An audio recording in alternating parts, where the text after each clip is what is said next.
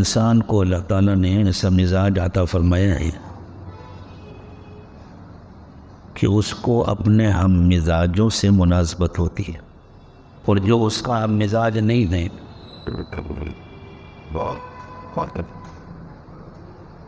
اس سے اس کو ایک قسم کی دوری ہوتی ہے۔ یہ ہمارا روزمرہ کا مشاہدہ ہے، زندگی کا تجربہ ہے۔ اصل انسان اس گوشت کے مجموعے کا نام نہیں ہے، یہ تو انسان کا جسم ہے، یہ انسان کی باڈی، اور یہ مستقل رہتا بھی نہیں ہے، یہ ہر وقت بدلتا رہتا۔ پر جسم انسانی بہت چھوٹے چھوٹے خلیات کے مجموعے کا نام، چھوٹے چھوٹے سیلز جن کا مجموعہ ہے جسم، اور یہ خلیات روزانہ مرتے رہتے ہیں، نئے خلیات پیدا ہوتے۔ میڈیکل سائنس کے ماہرین کا ایک اندازہ ہے کہ تقریباً 10 لاکھ خلیات روزانہ مر جاتے، 1 ملین خلیات، 1 ملین سیلز۔ اور ہم جو غذائیں استعمال کرتے ہیں ان کے ذریعے دوسرے نئے خلیات پیدا ہو جاتے، 7 سے 8 سال میں پورا جسم مکمل بدل جاتا، لیکن انسان نہیں بدلتا، اس لیے کہ انسان اس جسم کا نام نہیں ہے۔ انسان اس جسم کے اندر چھپی ہوئی اس حقیقت کا نام ہے جو ان آنکھوں سے نظر نہیں آتی، لیکن جن کو اللہ تعالیٰ نے اس حقیقت کو دیکھنے والی آنکھ عطا فرمائی ہے ان کو نظر آتی ہے واقعی۔ جیسے ہمارا موبائل ہوتا ہے، اصل تو اس کے اندر کا ڈاٹا ہے، اصل تو اس کے اندر کا وہ محفوظ مواد ہے جس کو اس میں جمع کیا گیا۔ موبائل انسان کتنی مرتبہ چینج کرتا ہے، 10 20 موبائل چینج ہو جاتے ہیں، لیکن وہ ڈاٹا تو نہیں چینج ہوتا، وہ ایک سے دوسرے میں منتقل ہو جاتا ہے، دوسرے سے تیسرے میں منتقل ہو جاتا ہے۔ تو جو اصل انسان ہے اس کو اللہ تعالیٰ نے 2 قسم کے مزاج عطا فرمائے۔ ایک مزاج ہے دنیا سے محبت کرنے والا، اور ایک مزاج ہے اللہ سے محبت کر والا۔ جو دنیا سے محبت کرنے والا مزاج، اس میں 2 قسم کے لوگ ہیں۔ بعض وہ ہیں جو کھلم کھلا اللہ کا انکار کرتے ہیں، آخرت کا انکار کرتے ہیں، شریعت کی زبان میں ان کو کافر کہا جاتا ہے۔ اور بعض وہ ہیں جو کھل کر اللہ کا انکار نہیں کرتے، لیکن ان کے دل میں اللہ کی محبت نہیں ہوتی، دنیا کی محبت ہے۔ وہ اللہ کی خاطر دنیا کو نہیں چھوڑ سکتے، دنیا کی خاطر اللہ کا حکم توڑ دیتے ہیں۔ شریعت کی زبان میں ان کو منافق کہا جاتا ہے۔ تو نفاق تو سب میں ہوتا ہے، کافر کے اندر بھی ہوتا ہے۔ نفاق چھپے ہوئے کفر کا نام ہے، کافر کا کفر کھلا ہے، تو کھلا بھی ہے، چھپا بھی ہے، اندر بھی ہے، باہر بھی ہے۔ اور جس کا کفر باہر ظاہر نہیں ہے، اس کا صرف اندر چھپا ہوا ہے، اس کے لیے خاص لفظ منافق استعمال۔ تو ایک ایمان والے کا مزاج ہے، ایک منافق کا مزاج۔ ایمان والے کا مزاج یہ ہے کہ اس کو اللہ سے محبت ہے، اس کو اللہ والوں سے محبت ہے، اس کو ہر وقت اپنی آخرت کی فکر ہوتی ہے، اور یہی حقیقت ہے، یہی سچائی ہے۔ ہمیں اللہ نے پیدا کیا ہے، ہمیں اللہ ہی کے بعد واپس جانا ہے، ہمارے اوپر اللہ ہی کا اختیار چلتا ہے، ہم چاہیں نہ چاہیں، ہم مانیں نہ مانیں، ہمارے اوپر اختیار تو اللہ کا چلتا ہے۔ انسان کتنے منصوبے بناتا ہے، کتنی پلاننگ کرتا ہے، لیکن اللہ نہیں چاہتے تو سارے منصوبے شعبے بن جاتے ہیں. اللہ تعالیٰ نے بات نافرمانوں کے منصوبوں کا تذکرہ کیا. فرمایا انہوں نے تو ایسے ایسے منصوبے بنائے تھے کہ ان کا بس چلتا تو پہاڑوں کو خود کی پھینک دے. ان کی سازشیں پہاڑوں کو ہٹا دیتی اپنی جگہ سے. لیکن اللہ کی ورشہ نہیں تھی. اللہ کے حکم کے آگے ان منصوبوں کی بالکل دال نہیں گلی ہے. ان کو کوئی کامیابی نہیں رہی. وَمَكَرُوا مَكْرًا وَعِندَ اللَّهِ مَكْرُهُمْ وَإِنْ كَانَ مَكْرُهُمْ لِتَزُولَ مِنْهُ الْجِبَالُ. ایسے ان کے منصوبے تھے, ایسے ان کی پلاننگ تھی, ایسے ان کی سازشیں تھی کہ وہ اپنی سازشوں کے ذریعے پہ پہاڑوں کو اپنی جگہ سے ہٹا دیتے. لیکن کیا ہوا؟ جو اللہ کی مرضی تھی. فَلَا تَحْسَبَنَّ اللَّهَ مُخْلِفَ بَعْدِهِ رُسُلَهُ إِنَّ اللَّهَ عَزِيزٌ ذُو انتقام. لیکن یہ نہ سمجھو کہ اللہ نے اپنے رسولوں سے جو وعدہ کیا ہے اللہ اس وعدے کو پورا نہیں کریں گے. اللہ بہت طاقتور ہے, اللہ بہت پاورفل ہے, اور اللہ جب دشمنوں سے انتقام لینے پر آتے ہیں تو کوئی اللہ کو روک نہیں سکتا. جو لوگ یہ سمجھتے ہیں کہ دنیا کا نظام ہماری مرضی سے چلتا ہے یا ہماری مرضی سے چلے گا, وہ بیچارے دھوکے میں رہتے ہیں. لیکن وہ یہ سب اس لیے سمجھتے ہیں کہ وہ اللہ کو نہیں مانتے.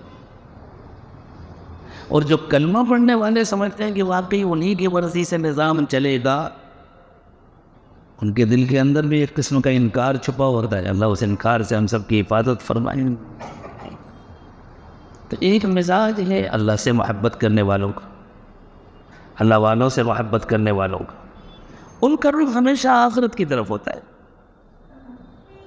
اور ایک مزاج ہے دنیا سے محبت کرنے والوں کا, اللہ کی نافرمانی کر کے, اللہ کا حکم توڑ کر. ان کا رخ ہمیشہ دنیا کی طرف ہوتا ہے. ہم دوسرے الفاظ میں یہ کہہ سکتے ہیں کہ انسانی زندگی کی دو قسمیں, ایک دنیا روحی زندگی, ایک آخرت رخی زندگی. شاید میں نے غلط اشارہ کر دیا, مجھے دنیا رخی زندگی کے اشارے کے لیے بائیں ہاتھ کو استعمال کرنا چاہیے. ایک دنیا رخی زندگی اور ایک آخرت رخی زندگی. اصحاب الیمین کی زندگی آخرت رخی زندگی ہوتی ہے, اصحاب الشمال کی زندگی دنیا رخی زندگی ہوتی ہے. جن کی دنیا رخی زندگی ہوتی ہے ان کا نام اعمال قیامت کے دن بائیں ہاتھ میں دیا جائے گا. جن کی آخرت رخی زندگی ہوتی ہے ان کا نام اعمال قیامت کے دن دائیں ہاتھ میں جائے گا. تو اللہ نے فرمایا ہر مزاج والے کو اپنے ہم مزاجوں سے ایک خاص مناسبت ہوتی ہے. کنٹ ہم جنس با ہم جنس پرواز, کبوتر با کبوتر باز با باز. ہر جنس کو اپنی جنس سے مناسبت ہوتی ہے. حتیٰ کہ وہ آسمان میں اڑنے میں بھی اپنے ہم جنسوں کو تلاش کرتا ہے, انہی کے ساتھ اڑتا ہے. کبوتر کبوتر کے ساتھ اڑتا ہے, باز باز کے ساتھ اڑتا ہے. منافق کو منافق سے مناسبت ہوتی ہے, مومن کو مومن سے مناسبت ہوتی ہے. المنافقون والمنافقات بعضهم اولیاء بعض. اللہ نے فرمایا ساری دنیا میں جتنے منافق ہیں ان کو آپس میں ایک دوسرے سے مناسبت ہوتی ہے, ان کے دلوں میں ایک دوسرے کی محبت ہوتی ہے, ہمدردی ہوتی ہے. آج بھی آپ دیکھ لیجیے, ظالم ظلم کر رہا ہے, کوئی کھل کر ساتھ دے رہا ہے, کوئی خاموش رہ کر ساتھ دے رہا ہے. سارے کافر سارے منافق ان کا جھکاؤ ایک طرف. مظلوم ظلم کا مقابلہ کر رہے ہیں, کوئی کھل کر ان مظلوموں کا ساتھ دے رہا ہے, کوئی کم از کم تڑپ رہا ہے, بے چین ہے, دعا کر رہا ہے. ہم اپنا جائزہ لیں, ہم کل میں ہم خاموش ہیں یا ہمارے دل میں بے چینی؟ تو اللہ تعالیٰ نے فرمایا ایمان والوں کو آپس میں ایک دوسرے سے محبت ہوتی ہے, منافقین کو آپس میں ایک دوسرے سے محبت ہوتی ہے. جب اللہ تعالیٰ ایمان کا امتحان لینا چاہتے ہیں اور جب اللہ تعالیٰ یہ دکھانا چاہتے ہیں کہ اسباب سے نہیں ہوتا, اللہ سے ہوتا ہے. اسباب سے بھی جو کچھ ہوتا نظر آتا ہے وہ اللہ کے حکم سے ہوتا ہے, اللہ کی مشیت سے ہوتا ہے, اللہ کے فیصلے سے ہوتا ہے. اللہ کی مرضی نہ ہو تو اسباب سے کچھ نہیں ہو سکتا. تو اس کو دکھانے کے لیے اللہ تعالیٰ کبھی کبھی اسباب کی تاثیر بدل دیتے ہیں, کبھی اسباب لے لیتے ہیں, اسباب سے خالی ہاتھ کر دیتے. تو پھر ایمان والوں کی ایمانی قوت اور بڑھ جاتی ہے کہ بغیر اسباب کی بھی اللہ کی مدد کرے. حضرت ابراہیم علیہ السلام کو آگ میں ڈالے جانے کا فیصلہ ہو گیا. دشمنوں نے فیصلہ کیا تھا کہ حضرت ابراہیم کو آگ میں ڈال دیا. اس طرح اللہ تعالیٰ حضرت ابراہیم کے لیے آگ کو گلزار بنا سکتے تھے. اللہ کے پاس بچانے کے اور بھی راستے تھے. اللہ چاہتے تو جب حضرت ابراہیم کو آگ میں ڈالا جا, قریب سے تو ڈال نہیں سکتے تھے, آگ تو بڑی خطرناک. اس وقت تک دنیا میں اتنی بھیانک آگ کبھی نہیں جلائی گئی تھی جیسے وہ. آج کے زمانے میں اس سے زیادہ گرم آگ ہو سکتی ہے, لیکن اس وقت تک ایسی آگ نہیں جلائی گئی تھی. ایسے بلند شعلے اس کے اڑ رہے تھے, اتنا بڑا الاؤ روشن کیا گیا تھا, اتنا زیادہ ایندھن جمع کیا گیا تھا, اتنی زیادہ لکڑیاں جمع کی گئی تھی کہ بہت خرید جاتا. تو شیطان نے ان کا ساتھ دیا. شیطان تو ایسے لوگوں کا ساتھ دیتا ہے. اس نے ان کو سکھایا کہ بڑا سا گوہن بناؤ. جیسے جنگلوں میں پتھر پھینکنے کے لیے چرواہے گوہن کا استعمال کرتے تھے. دونوں طرف رسیاں ہوتی ہیں, بیچ کا حصہ ذرا کشادہ ہوتا ہے, اور اس میں پتھر رکھ کر کے وہ دونوں رسیوں کو ملا کے بہت زور سے گھماتے تھے اور پھر ایک چھوڑ دیتے. ایک رسی کو ذرا باندھ کے رکھتے تھے کہ وہ نہ چھوٹنے پائے, ایک رسی کا سرا الگ سے پکڑ کر کے رکھتے تھے, اور جیسے ہی ہاتھ کھولا تو ایک سرا تو بندھا ہوا ہے, ایک سرا کھلیا وہ پتھر جاتا تھا. اور بعد لوگ اس میں اتنے ماہر ہو گئے تھے کہ وہ پتھر بھی ٹھیک نشانے پر لگتا تھا. حضرت داؤد علیہ السلام نے اسی طرح گوہن میں پتھر رکھ کر کے جالوت کو قتل کیا تھا. تو شیطان نے سکھایا کہ جو تم لوگ چھوٹے چھوٹے گوہن بناتے ہو, جس پر پتھر رکھتے ہو اور جانوروں کو مارتے ہو, شکار کرتے ہو, ایک بڑا گوہن بناؤ.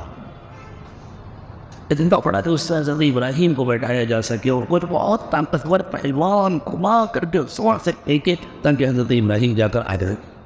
ساری دنیا کا نظام تو اللہ کے حکم سے چلتا ہے. اللہ چاہتے ہیں کہ جس وقت حضرت ابراہیم کو پھینکا جاتا, ایسا زبردست ہوا کا طوفان آتا کہ حضرت ابراہیم کو اڑا کر لے کے چلیں گا. آگ میں پہنچتی,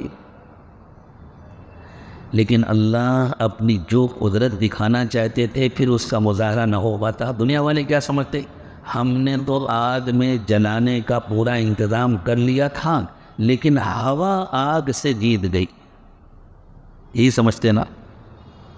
تو ان کا جو مادے پر یقین تھا, ان کا جو مخلوق پر یقین تھا, وہ نہ ٹوٹتا. اللہ مخلوق کے یقین کو توڑ کر کے اپنا یقین بیٹھانا چاہتے تھے. اللہ مخلوق کے مقابلے میں اپنی طاقت دکھانا چاہتے. اللہ کے لیے یہ بھی کچھ مشکل نہیں تھا کہ حضرت ابراہیم علیہ السلام کو آگ میں ڈالنے سے پہلے اللہ تعالیٰ 2-4 بڑے بادل بھیج دیتے اور ایسی زبردست بارش ہوتی کہ ساری آگ بجھ جاتی.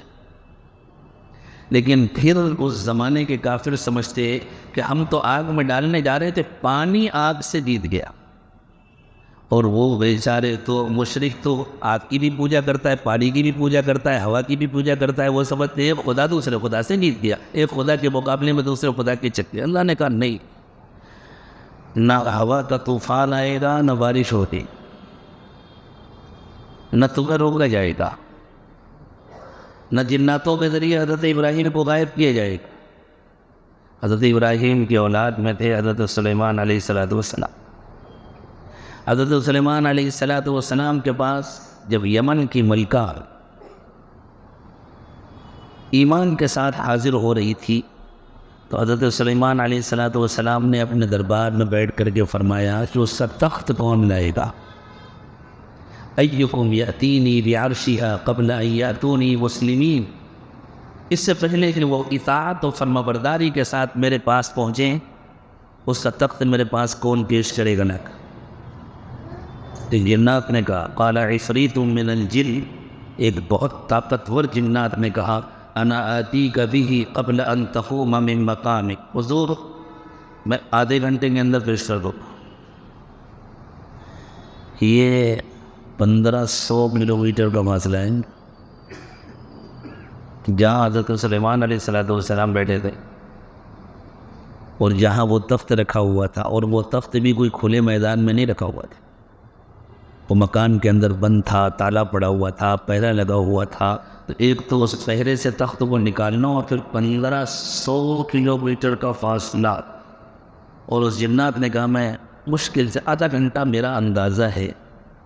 اس نے کہا تھا آپ کی مجلس برخاست ہونے سے پہلے، آپ کا دربار برخاست ہونے سے پہلے میں یہ تخت پیش کر دوں گا۔ تو دربار کتنی دیر لگتا ہوگا؟ آدھا گھنٹہ، 1 گھنٹہ بس۔ اور حضرت سلیمان نے کہا نہیں، مجھے اور جلدی چاہیے۔ تو اللہ تعالیٰ نے فرمایا ہے کہ ایک شخص جس کے پاس اللہ کی کتاب کا علم تھا، قال الذی عنده علم من الکتاب، وہ حضرت سلیمان علیہ السلام کے ہی شاگرد تھے۔ اس لیے کہ کتاب تو پیغمبر کو ملتی ہے، کتاب کسی عام انسان کو نہیں ملتی۔ تو صاحب کتاب تو حضرت داؤد تھے نا، ان کو زبور اللہ تعالیٰ نے عطا فرمائی تھی، اور وہی حضرت داؤد پر آتی تھی، پھر ان کے صاحبزادے حضرت سلیمان پر وحی آتی تھی۔ حضرت سلیمان علیہ السلام اپنے امت کو سکھاتے تھے، تو ان کو جو صاحب تیار ہوئے تھے تخت کو حاضر کرنے کے لیے، ان کو جو علم ملا تھا وہ حضرت سلیمان علیہ السلام کے ذریعے ملا تھا۔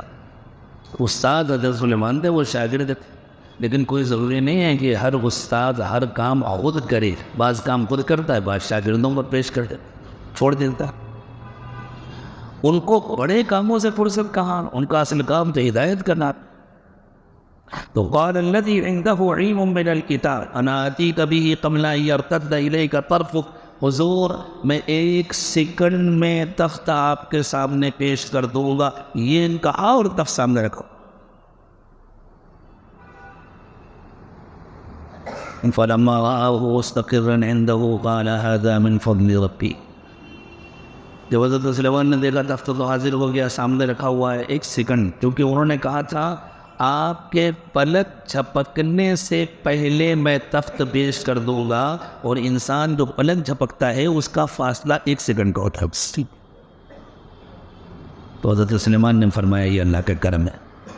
اللہ کے لیے کیا مشکل تھا، کسی جنات کے ذریعے حضرت ابراہیم کو اٹھا دے کہیں اور پہنچا دے، یا حضرت ابراہیم تو اللہ کے پیغمبر تھے، صاحب کتاب پیغمبر تھے حضرت ابراہیم علیہ السلام۔ اللہ تعالیٰ نے حضرت ابراہیم علیہ السلام کی کتاب کا نام نہیں لیا، لیکن تذکرہ فرمایا ہے ان ھذا لفی الصحف الاولی صحف ابراہیم وموسیٰ۔ یہ آیت بتلا رہی ہے کہ حضرت ابراہیم علیہ السلام صاحب کتاب پیغمبر تھے۔ اللہ بتا دیتے کہ ابراہیم میرا یہ اسم اعظم ہے کہ پڑھو، میں تمہیں پہنچا دیتا ہوں جہاں جانا چاہتے ہو۔ لیکن اللہ تعالیٰ نے بالکل دوسرا فیصلہ کیا، ڈالنے دو ان کو آگ، ڈال دیا گیا آگ، آگ جلتی ہوئی، شعلے اٹھتے رہے، اس کی گرمی باقی رہی، کوئی قریب نہیں آ سکتا تھا، اور اسی آگ کے اندر حضرت ابراہیم علیہ السلام چل رہے ہیں، پھر رہے ہیں، نماز پڑھ رہے ہیں، کھانا کھا رہے ہیں، لوگ دیکھ رہے ہیں، حیران ہو رہے ہیں، تماشا دیکھ رہے ہیں۔ خاص حضرت ابراہیم کے لیے اللہ نے آپ کو ٹھنڈا دیا۔ اب تو ہر دیکھنے والے کو ماننا پڑے گا نا کہ آگ کی گرمی آگ کی اپنی مرضی سے نہیں ہے، اللہ کے حکم سے ہے۔ اللہ جس کے لیے چاہیں اس کی گرمی باقی رکھیں، جس کے لیے چاہے اس کی گرمی فن وہی۔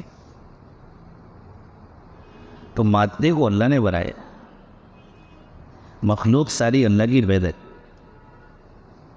اللہ جب چاہتے ہیں مخلوق کی تاثیر واپس لے لیتے ہیں، اس لیے کہ مخلوق میں وہ تاثیر اللہ نے رکھی۔ پانی کا کام ہے ڈبانا۔ حضرت موسیٰ علیہ السلام بنی اسرائیل کو فرعون کے ظلم سے بچا کر جب مصر سے لے کر نکلے، جن کو فرعون کے ظلم سے بچایا تھا آج وہ خود فرعون بنے ہوئے، اور جن کے مقابلے میں اللہ نے فرعون کو ڈبایا تھا آج وہ فرعون کا کردار ادا کر رہے ہیں، اور اللہ آج کے مظلوموں کے مقابلے میں آج کے فرعون کو ڈبا رہے ہیں۔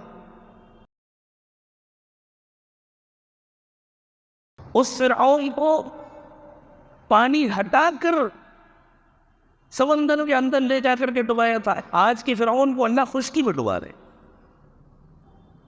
ہر زمانے کی فرعون کے ساتھ اللہ یہی معاملہ کرتا۔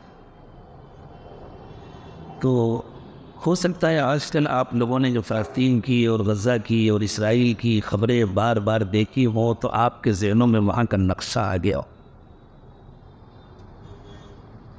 سمندر جا کر دو شاخوں میں تقسیم ہو جاتا ہے، بیچ میں خشکی ہے، ایک شاخ سمندر کی ادھر جاتی ہے، ایک شاخ سمندر کی ادھر جاتی ہے۔ اگر آپ یمن کی طرف سے سمندر کو دیکھیں تو جو بائیں طرف کی شاخ ہے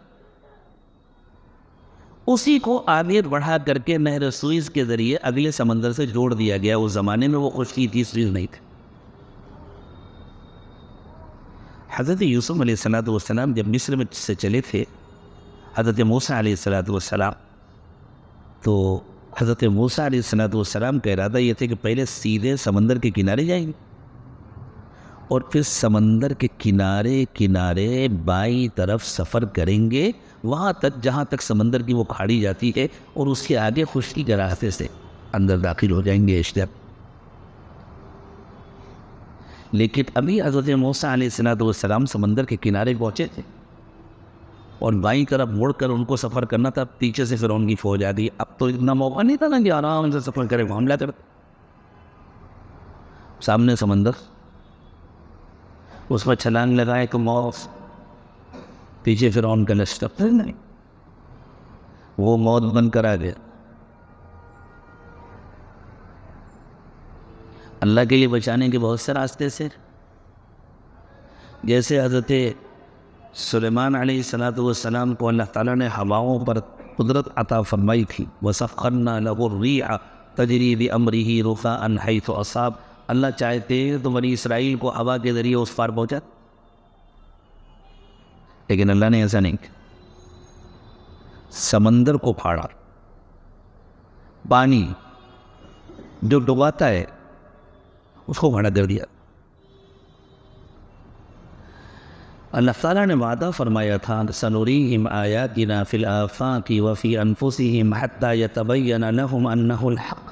قیامت سے پہلے پہلے ہم تم کو ساری نشانیاں دکھا دیں۔ آج آپ برتن میں پانی لیتے ہیں اور اس کو فریزر میں رکھ دیتے ہیں، تھوڑی دیر کے بعد وہ جم جاتا ہے نا، تو دیوار جیسا بن جاتا ہے۔ تو پانی اللہ ہی کے اوپر سے جمتا ہے نا۔ اللہ کے جس حکم سے پانی فریزر کے اندر جمتا ہے، اللہ کے اسی حکم سے پانی سمندر کے اندر بھی جم سکتا تھا۔ پانی جم کر کھڑا ہو گیا، تو دیوار بن گیا، بیچ کا پورا راستہ خشک ہو گیا۔ حضرت موسیٰ علیہ السلام کو حکم ملا، آپ اپنے قوم کو لے کر نکل۔ اللہ نے آرام سے نکال دیا، فرعون کو اللہ نے ڈبا دی۔ مادہ پرستوں کے لیے جیسی حیرت کی بات ہے کہ پانی کا کام ڈبانا ہے، پانی کا کام بچانا نہیں ہے، پانی کا کام بہنا ہے، پانی کا کام دیوار بن کے کھڑا ہونا نہیں ہے۔ اللہ نے اپنے قدرت دکھائی۔ تو مختلف انبیاء کرام علیہم السلام کے ذریعے اللہ تعالیٰ نے مختلف موقعوں پر یہ قدرت اس لیے دکھائی کہ اصل مسئلہ دنیا کی یقین کا اور اللہ کی یقین کا ہے۔ اللہ کا یقین یہ ہے کہ بندے کے دل میں یہ یقین پیوست ہو جائے، اتر جائے، کرنے والے صرف اللہ ہے۔ جو کچھ بھی ہوتا ہے اللہ کے حکم سے۔ اس کی یہ معنی نہیں ہے کہ بندہ اسباب کو چھوڑ دے، بندہ اسباب کو اختیار کرے، استعمال کرے اس یقین کے ساتھ کہ اسباب کو استعمال کرنے کا مجھے اللہ نے حکم دیا ہے، میں اللہ کا بندہ ہوں، میں اللہ کے حکم کا پابند ہوں، میں اللہ کا حکم پورا کرنے کے لیے سبب کو اختیار کر رہا ہوں۔ اس سبب سے کچھ نہیں ہوگا، اللہ کے حکم سے ہو۔ ایمان یہ ہے کہ بیمار دوا نہ چھوڑے، اس یقین کے ساتھ دوا کھائے کہ اس دوا میں تاثیر اللہ کے حکم سے آتی ہے، اللہ چاہے گا تو مجھے شفا ملے گی، اللہ نہ چاہے تو ایسی دوا کا پورا گوداؤن کھا لیا کہ کچھ نہیں ہوگا۔ پیاسا پانی پیے اس یقین کے ساتھ کہ پانی سے پیاس بجھتی ہے اللہ کے حکم سے، پانی کی مرضی سے نہیں۔ بھوکا کھانا کھائے اس یقین کے ساتھ کہ بھوک سے کھانے سے بھوک ختم ہوتی ہے اللہ کے حکم سے، کھانے سے میرے جسم کی ضرورت پوری ہوتی ہے اللہ کے حکم سے، کرنے والے اللہ۔ بہت آسانی سے یہ یقین نہیں پیدا ہو جاتا، بہت مشکل سے پیدا ہوتا ہے، اور ایمان بہت سستی چیز نہیں ہے، ایمان جنت کی قیمت ہے۔ زندگیاں گزر جاتی ہیں پلاٹ خریدنے میں، زندگیاں گزر جاتی ہیں ایک چھوٹا سا گھر بنانے میں، اتنی بڑی جنت فری میں بن جائے گی، صرف زبان سے چند بول لینے سے جنت بن جائے گی، اپنی مرضی کی زندگی گزارنے سے جنت بن جائے گی۔ اس ایمان کے بغیر جنت نہیں بنتی، اور یہ ایمان بڑی مشکل سے حاصل ہوتا ہے، بڑی محنت سے، بڑی قربانیوں کے بعد، بڑے مجاہدوں کے بعد حاصل ہوتا ہے۔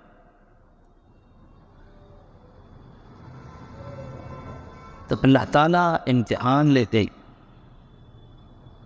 ایمان کو مضبوط کرنے کے، اللہ تعالیٰ نے حضرات صحابہ کرام سے ارشاد فرمایا تھا وَلَنَبْلُوَنَّكُمْ بِشَيْءٍ مِّنَ الْخَوْفِ وَالْجُوعِ، ہم تمہارا امتحان لیں گے، ہم تم کو آزمائیں گے۔ اور کس طرح آزمائیں گے؟ ایسے حالات پیدا کریں گے جن میں تم کو ڈر لگے، ایسے حالات پیدا کریں گے جن سے دنیا ڈرتی ہے، پھر دیکھیں گے تمہارے دل میں ڈر آتا ہے کہ نہیں آتا۔ اگر تمہیں دنیا کا یقین ہے، اگر تمہیں مادے کا یقین ہے، اگر تم کو سامان کا یقین ہے، تو تمہارے دل میں ڈر پیدا ہو جائے گا، اور اگر تمہارے دل میں ہمارا یقین ہے تو ان حالات میں بھی تمہارے دل میں ڈر پیدا نہیں ہوگا۔ اور ہم کھانے پینے کی کمی کر کے تم کو آزمائیں گے۔ یہ کھانے پینے کی کمی کیسے ہوتی ہے؟ کبھی قحط سالی کے نتیجے میں ہوتی ہے، کبھی کساد بازاری کے نتیجے میں ہوتی ہے، کبھی کاروبار کے نقصان کے نتیجے میں ہوتی ہے، کبھی حصار کے نتیجے میں ہوتی ہے، پابندیوں کے نتیجے میں ہوتی ہے، گھیراؤ کے نتیجے میں ہوتی ہے۔ جیسے اس وقت دنیا کا ایک ایمان والا چھوٹا سا مظلوم طبقہ نہ معلوم کتنے لوگوں کے حصار میں ہے، ان کی لگائی ہوئی پابندیوں میں ہے، اور ان کو بھوک و پیاس کی شدید تکلیف ہے، لیکن وہ ڈٹے ہوئے ہیں اللہ کے راستے۔ تو جس کو دنیا کا یقین ہوتا ہے وہ تو گھبرا جاتا ہے، کھانا نہیں ہے تو میرا پیٹ کیسے بھرے گا؟ اور جس کو اللہ کا یقین ہوتا ہے وہ مطمئن ہوتا ہے، بھئی اللہ چاہیں گے تو کھانا بیچ کر پیٹ بھریں گے، اللہ چاہیں گے تو بغیر کھانے کے پیٹ بھریں گے، اور اللہ چاہیں گے تو کھلائیں گے، اللہ چاہیں گے تو بھوکے رکھیں گے۔ ہمیں تو اللہ ہی کی بات پھاپن جانا ہے، کل مرے یا آج مرے، لیکن ہمارا مقصد تو اللہ پورا نہیں کرتا۔ وَنَقْصٍ مِّنَ الْأَمْوَالِ وَالْأَنفُسِ وَالثَّمَرَاتِ، یہ بھی اللہ کی طرف سے آزمائش اور امتحان کا ایک طریقہ ہوتا ہے کہ اللہ مال کم کرتے ہیں، پیداوار کم کرتے ہیں، جانیں لے لیتے ہیں، تعداد کم کرتے ہیں۔ وَبَشِّرِ الصَّابِرِينَ الَّذِينَ إِذَا أَصَابَتْهُمْ مُصِيبَةٌ قَالُوا إِنَّا لِلَّهِ وَإِنَّا إِلَيْهِ رَاجِعُونَ، خوشخبری سنا دیجئے ان جمے رکھنے والوں، پہاڑوں جیسا حوصلہ رکھنے والوں، چٹانوں جیسی ہمت والوں کو، اور پہاڑوں کی طرح اپنی جگہ پر جمے رہنے والوں کو خوشخبری سنا دیجئے، جن پر کوئی مصیبت آتی ہے، کوئی تکلیف آتی ہے تو وہ کہتے ہیں کیا غم ہے، ہم بھی تو اللہ ہی کے ہیں، ہمارے پاس جو کچھ ہے وہ سب اللہ ہی کا ہے، اللہ نے اپنی کچھ نعمتیں لے لی، جس دن اللہ چاہیں گے ہم کو بھی بلا دے کہ آپ ہی چلے جائیں۔ کبھی ہم نے یہ سمجھ کر انا للہ پڑھا ہے؟ انا للہ و انا الیہ راجعون ایک زبردست عقیدے کا اظہار ہے۔ کوئی چیز چلی گئی تو کیا مسئلہ ہے؟ تو اللہ ہی کی تھی نا، ہماری تھوڑی تھی، ہماری جان بھی اللہ کی ہے، جس دن اللہ چاہیں گے ہماری جان چلی جائے گی، ہمیں اس کا بھی کوئی غم نہیں۔ اولئک علیہم صلوات من ربہم، یہ ہیں وہ لوگ جن پر ان کے رب کی رحمتوں کی بارش ہوتی ہے، واولئک هم المہتدون، واولئک هم المہتدون، حسر کے ساتھ اللہ تعالیٰ بیان فرما رہا ہے، ضمیر فصل اور المہتدون کا الف لام یہ دونوں حسر کے معنی پیدا کرتا ہے، اور صرف یہی لوگ ہدایت یافتہ ہیں، صرف یہی لوگ ہدایت یافتہ ہیں جن کے اندر مادے کا جتنا یقین ہے، جن کے اندر دنیا کے سامان کا جتنا یقین ہے، ان کی ہدایت میں اتنی کمی ہے، اور جن کو مادے کا ہی 100% یقین ہے، وہ چاہے جتنا کلمہ پڑھتے رہیں ان کا دل ایمان سے خالی ہے، وہ برا کن۔ اللہ نے نفاق سے ہم سب کی عبادت فرمائے، ہم سب کلمہ پڑھنے والے ہیں، اللہ ہمارے دلوں کا حال۔ تو حضرت ابراہیم علیہ السلام کے لیے آپ کو گلزار بنا کر، اور حضرت موسیٰ علیہ السلام کے لیے پانی میں راستہ پیدا کر کے اللہ تعالیٰ نے اپنی جس قدرت کا مظاہرہ کیا تھا، امت محمد صلی اللہ علیہ وسلم پر اس قسم کے حالات لا کر کے اللہ اپنی قدرت دکھاتے. کوئی تصور کر سکتا ہے ایک طرف ٹینک ہو، ایک طرف پتھر ہو، ایک طرف مشین گنے ہو، ایک طرف گلیل ہو، ایک طرف ہوائی جہاز ہو، ایک طرف نہتے ننگے پیر ہو. لیکن دنیا دیکھ رہی ہے، یقین کا مقابلہ نہیں کیا جا سکتا، ایمان کا مقابلہ نہیں. اللہ ان کے ایمان و یقین میں اور برکت، اللہ ہمیں بھی انہی کے طریقے پر چلائے، ہم کو بھی اللہ اپنا پختہ یقین عطا فرمائے. لیکن میرے دوستو، اگر ہمارے دلوں میں ایمان ہے تو پھر ایمان والے کا ایمان والے کی طرف جھکاؤ ہوتا ہے، اس سے رشتہ ہوتا ہے. اس رشتے کا ہم سے کیا تقاضا ہے؟ اس رشتے کا ہم سے تقاضا یہ ہے کہ ہم جا کر ان کی مدد تو نہیں کر سکتے. یہاں تو ہمارے سامنے وہ دشمن نہیں ہے جس سے ہم لڑیں.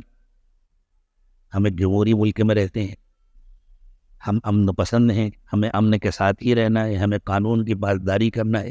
لیکن کم از کم اس ظلم پر ہمارا دل تو کوڑنا چاہیے. ظالم کے خلاف ہم جو کر سکتے ہیں وہ تو ہمیں کرنا چاہیے. ہم یہاں بیٹھ کر ظالم کے خلاف دو کارروائیاں کر سکتے ہیں، ایک مادی اور ایک معنوی. کرنے کا ارادہ ہو تو بتلاؤں میں، ورنہ ابھی بات ختم کر. سب کریں گے. پہلا کام، ہمیں ظالموں کو کوئی مادی فائدہ نہیں پہنچا. انشاءاللہ سمجھ گیا پوری بات؟ ہمیں ان کا بنایا ہوا کوئی سامان استعمال نہیں، ایک پیسے کا ان کو فائدہ نہیں پہنچا. یہ ہے ظالموں کو مادی مار جو ہم کر سکتے ہیں ہمارے بس. دوسرا، ہم ظالموں کو ایک معنوی نقصان پہنچا سکتے ہیں اور مظلوموں کی مدد کر سکتے ہیں. وہ ہے دل کی تڑپ کے ساتھ دعا، رسمی دعا نہیں، دل کی تڑپ کے ساتھ، آنسوؤں کے ساتھ دعا. رات کے آخری پہر میں تنہائی میں اللہ کے سامنے رو کر گڑ گڑا کر دو، اللہ مظلوموں کی مدد، اللہ ظالموں کو نیست و نابود کی. یہ دعائیں بھی انشاءاللہ ظالموں کے لیے نہایت خطرناک ثابت ہوں گی اور مظلوموں کے لیے مددگار ثابت ہوں گے. اور جو لوگ ان ظالموں کا ساتھ دے رہے ہیں، ہمیں ان کی کمر توڑ، ہم ان کو پتھر نہیں مار سکتے، ہم ان کو گولی نہیں مار سکتے، ہم ان کا ہاتھ نہیں مروڑ سکتے، لیکن ہم ان سے کاروبار نہ کر کے ان کو معاشی نقصان پہنچا سکتے ہیں. اور الحمدللہ دنیا میں جتنے مسلمانوں نے یہ فیصلہ کیا ہے اس کے نتائج نظر آ رہے ہیں. نتیجہ نکلے یا نہ نکلے، ہماری ایمانی غیرت کا تقاضا یہ ہے کہ ہم ان سے کوئی کام نہیں کریں انشاءاللہ. ایمان والے کا ایمان والے سے یہ رشتہ ہو. رسول اکرم صلی اللہ علیہ وسلم نے ارشاد فرمایا کہ ایمان والوں کی مثال ایک جسم جیسی ہے. ایک انگلی زخمی ہو جاتی ہے تو پورے جسم کو بخار آتا ہے، وہ پورا جسم اس انگلی کے زخم میں، درد میں شریک ہوتا ہے. نبی صلی اللہ علیہ وسلم نے فرمایا کہ امت کے کسی ایک فرد کو نقصان پہنچتا ہے، پوری امت اس کا درد محسوس کرتی ہے. اللہ ہمیں حقیقت میں امت بنا دے کہ ہم اپنے ایمان والے بھائیوں اور بہنوں اور بچوں اور بوڑھوں کا درد محسوس کریں. یہ ایک مزاج ہے جو سکھایا ہے اللہ تعالیٰ نے. المؤمنون والمؤمنات بعضهم اولیاء بعض، المنافقون والمنافقات بعضهم من بعض. بہت باریک سا فرق ہے دونوں جگہ کی تعبیر میں. منافقین کے بارے میں اللہ نے فرمایا وہ ایک دوسرے سے جڑے ہوتے، یوں نہیں فرمایا کہ وہ ایک دوسرے کے دوست ہوتے، اور سب مفاد پرست ہوتے، کوئی کسی کا دوست نہیں ہوتا. جس کے دل میں دنیا کی محبت ہوتی ہے وہ اتنا مفاد پرست ہوتا ہے، دنیا سے محبت کرنے والے گھرانے میں باپ کو بیٹے کی پرواہ نہیں ہوتی، بیٹے کو باپ کی پرواہ نہیں ہوتی. وہ دنیا کے معمولی سے نفع کی خاطر بیٹا باپ کو چھوڑنے کو تیار، باپ بیٹے کو چھوڑنے کو تیار، اپنے مفادات کی خاطر ایک دوسرے کا تعاون کرتے. اس لیے فرمایا المنافقون والمنافقات بعضهم ببعض. منافق آپس میں ایک دوسرے کے ساتھی تو ہوتے ہیں لیکن ان کے دلوں میں ایک دوسرے کی محبت نہیں ہوتی. والمؤمنون والمؤمنات بعضهم اولیاء بعض. اور ایمان والوں کے دلوں میں ایک دوسرے کی محبت ہوتی ہے، وہ اپنا نقصان کر کے دوسرے کو فائدہ پہنچاتے. یؤثرون علی انفسهم ولو کان بهم خصاصہ. خود بھوکے رہ کر کے دوسروں کو کھلاتے، خود پیاسے رہ کر کے دوسروں کو پلاتے ہیں، خود بغیر چھت کے رہ کے دوسروں کے لیے چھت کا انتظام کرتے ہیں، خود تکلیف میں ہونے کے باوجود دوسروں کے علاج معالجے کا انتظام کرتے. ان کے دلوں میں ایک دوسرے کی محبت ہوتی ہے اور یہ حقیقت میں اللہ کی محبت کا حصہ ہوتا ہے. اللہ کی محبت نے ان کے دلوں کو محبت کے ڈور میں آپس میں باندھا ہوتا ہے. اللہ ہم کو بھی دنیا کے ہر ایمان والے کی محبت نصیب، اللہ ہمیں کامل ایمان نصیب فرمائے، اور اللہ ہماری زندگیوں کو آخرت روحی زندگی بنا دے. خوب یاد رکھو، جان بوجھ کر گناہ کرنے کے ساتھ ساتھ دعائیں قبول نہیں ہوتی.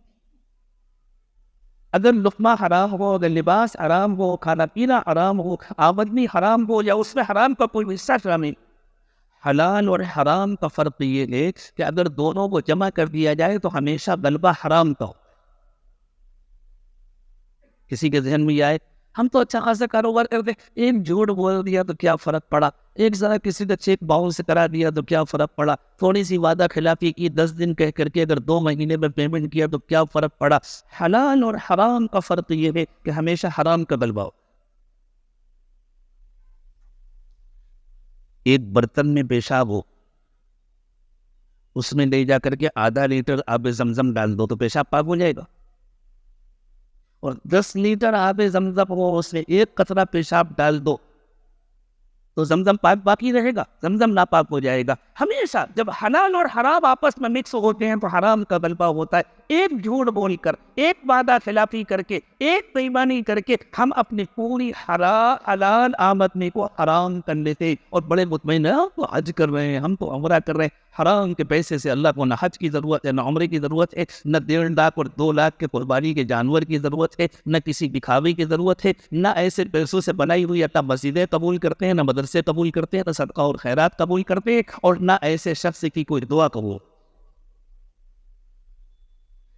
اس لیے سمجھ میں وہ آگے عہد کر کے اٹھنا ہے انشاءاللہ اب ہم اپنی آمدنیوں کو پاک کریں، بالکل پاک. روزی دینے والے اللہ ہے، یہ ڈر دل سے نکال دو. یہ ڈر اصل میں نفاق کا حصہ ہے، یہ نہ کریں گے تو کیسے کھائیں گے. یہی تو مانتے کہ کا یقین ہے، یہی تو دنیا کا یقین ہے، یہی تو دنیا رخی زندگی کی علامت ہے. نہیں، اللہ کھلانے والے ہیں. اللہ نے جب جھوٹ بولنے سے اور حرام کمانے سے منع کیا ہے تو حلال کما کر اللہ ہمیں بھوکا نہیں رکھیں گے، پہلے سے اچھی حالت میں رکھے.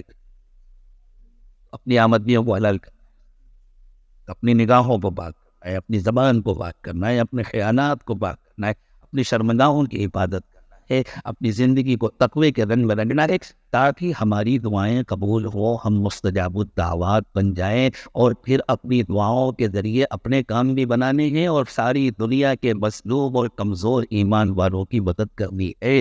اللہ مجھے بھی توفیق دے، آپ کو بھی. وآخر دعوانا ان الحمد للہ رب العالمین. سنت آداب.